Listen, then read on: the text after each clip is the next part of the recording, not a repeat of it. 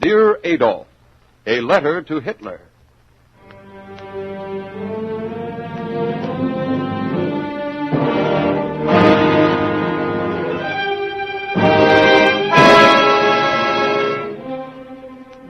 The National Broadcasting Company, in cooperation with the Council for Democracy, presents Dear Adolf, a series of 6 narrative letters written each week by Stephen Vincent Benet, one of the nation's greatest writers. These broadcasts are based upon actual letters written to Hitler by Americans. Today's program, the third of the series, presents James Cagney, distinguished actor of screen and radio, relating the views of an American laborer as he addresses a letter to Hitler.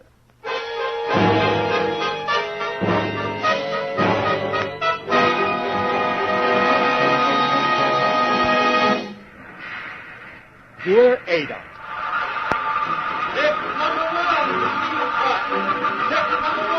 Dear Adolf. Dear Adolf. Shift number 3, welding. Shift number 3. Dear Adolf, we're writing you a letter, and it isn't in fancy words. It's written around the clock by the working stiffs of America, the guys with grease on their faces who know what work means. It's written in steel and plastics, carborundum and tungsten, rivet buckets and drill templates, planes and guns. How about it, you guys at law stores? Okay. Send it on to Adolf. How about it, sheet metal? Don't waste our time. We're busy. Send it on to Adolf. How about it, production, inspection, engineering? On to Adolf. Experimental, mental bench, finishing and plating. Got no time to gab. We're busy. Send it on to Adolf. How's it coming, final assembly? Can't you read the chart, you donkey? The figures keep climbing, don't they? Send them on to Adolf.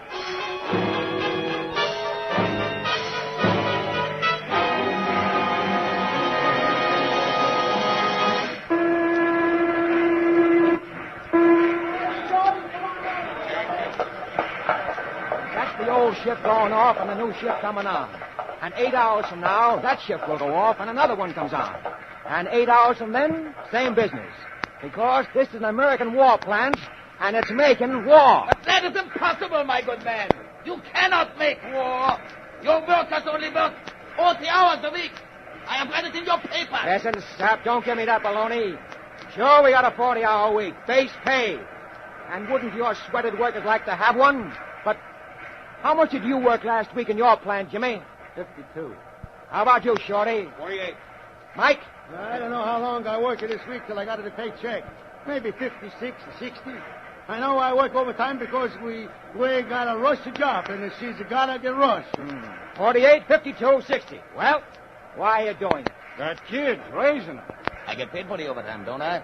So what? The old woman, she telling me she want to fix him up the house. She say, Mike, get her to let out of your pension or work on the rush job. The house, she need to be fixed. Just what I suspected.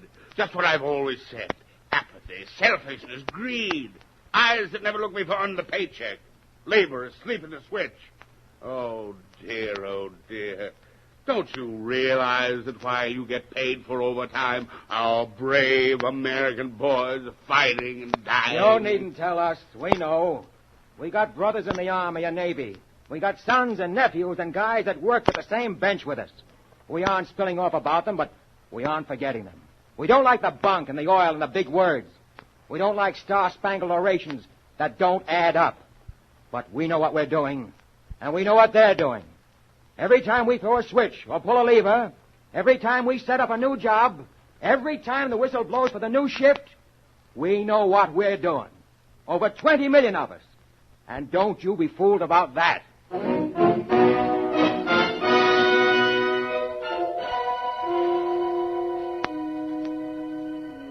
Say, did you ever sleep in what they call a hotbed, mister?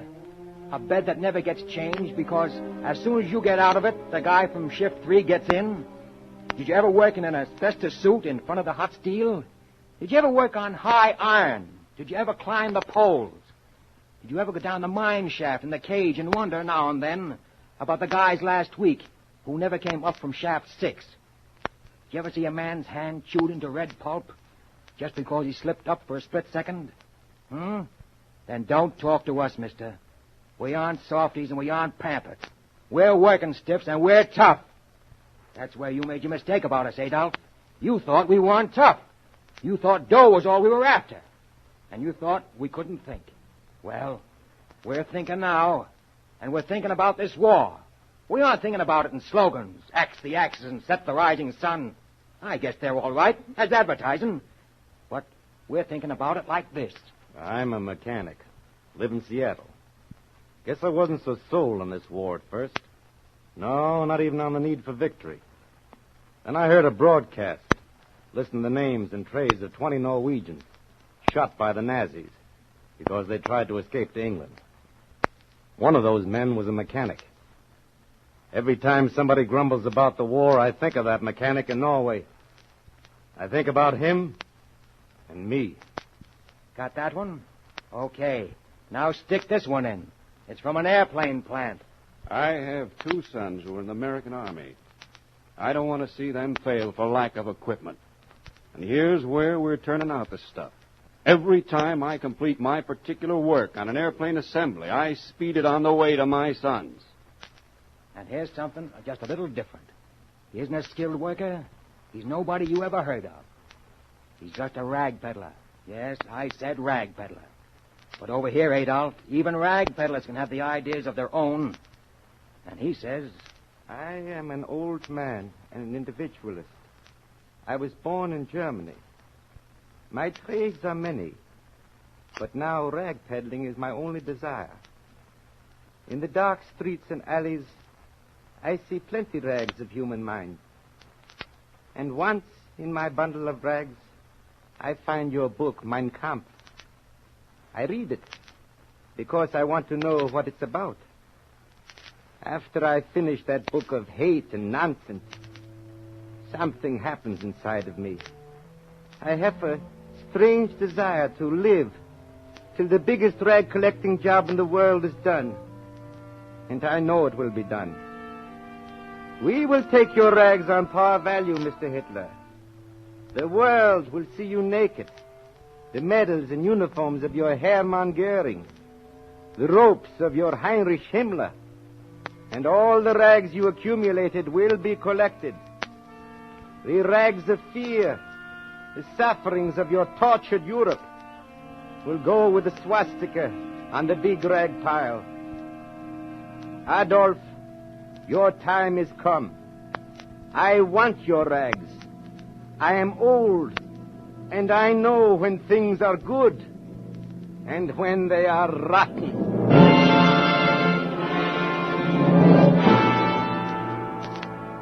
And now, back to another war plant and another workman. I've been buying war bonds with every spare dollar. I've been working on my war job with every ounce of strength.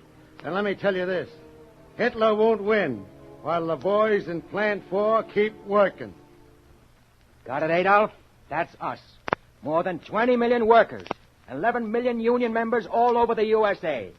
Yes, I'm talking about unions. I'm talking about CIO and AFL. I'm talking about every union man in this country. Because we know what you do to unions, Adolf. You don't fight them and you don't debate with them. You wipe them out, hide and hair. Over here, a union button's a union button. In Germany, it means your controlled labor front. In Japan, it never existed. In Italy, well, can you imagine a Mussel union? There's just one thing about unions you've taught us, Adolf. They can grow only in a democracy. They can grow only on free soil. They can't grow inside your new order. This is what happens to them in your Germany. Calling local B241, Berlin. Calling local B241, Berlin. No answer! There's no answer! No answer from any local! No answer! Address unknown! All patriotic workers are now members of the Labor Front. All unions are now part of the Labor Front. There are no other workers. No other unions. Hans was secretary of the local. Have you heard what happened to Hans? Concentration camp. Term indefinite. Otto. He was treasurer. Otto. Otto died. Gustav was on the shop committee. Gustav. Forced labor in Poland. typhus.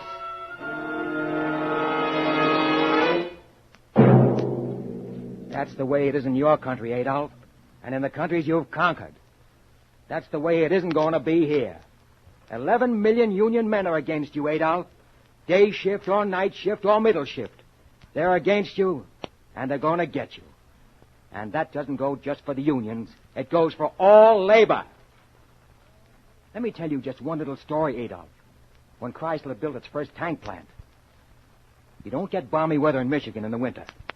But the guys on the job gave up holidays and weekends to stand in slush knee-deep, pouring 51,000 tons of concrete.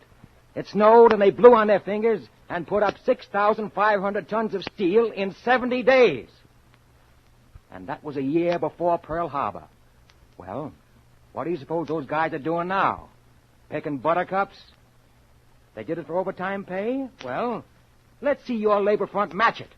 And confidentially, Adolf, it wasn't all for the overtime. Distressing. Racketeers, labor czars, corruption, intimidation. Horrible, awful, distressing, scandalous. Yeah, we hear you, too. We hear the voices that make for division. We hear the voices of those who would set class against class, whites against Negroes, Christians against Jews. And we know they're playing Adolf's game, and we're on to them. We hear the voices of those, not many but a few, who would rather beat labor than Hitler, rather muscle in on labor than save the United States. And our answer to them, and you, is... Yes, that's coarse. It isn't refined. I guess we're not very refined when we get mad, Adolf. And we're getting madder every day. The worse you make it, the madder we'll get. We know about the guys in those tankers that you've been sinking. They were working guys like us. We know about the guys who died on Bataan. A lot of them used to be working guys like us. There's a cap floating out on the Atlantic with a Union button on it. There's a kid who was a smart mechanic, but he won't come back for his toolkit since the Japanese sniper got him. Well, they were us, and we're them. There's no cockeyed labor front in this country. There's no Gestapo pushing us around. We've adjourned the big strikes for the duration. We're doing that freely. We're giving up extras and working overtime. We're doing that freely. We're back of the president and back of the government. And we're sending you a letter 20 million workers long. It's written in steel and flame, in the planes that fly the oceans and the bombs that drop from the planes, in the ships that slide down the ways and the plants that work night and day, day and night. It's written in brains and muscles and skilled hands moving fast on the assembly line, in war bonds and war stamps and the sweat and grind of the shift. It's written in plain American, and it's signed, yours to blow you sky high. American labor.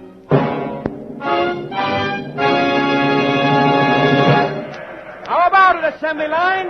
Sending it on to White House. The time's short. How about it, production, maintenance, middle bench, center wings? Sending it on to White House. The time's passing.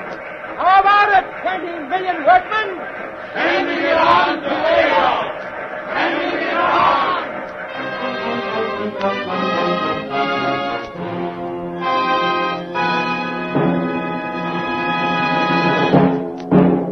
You have just heard Dear Adolf, starring James Cagney, the third of a series of 6 narrative letters written each week by Stephen Vincent Benet, presented by the National Broadcasting Company in cooperation with the Council for Democracy.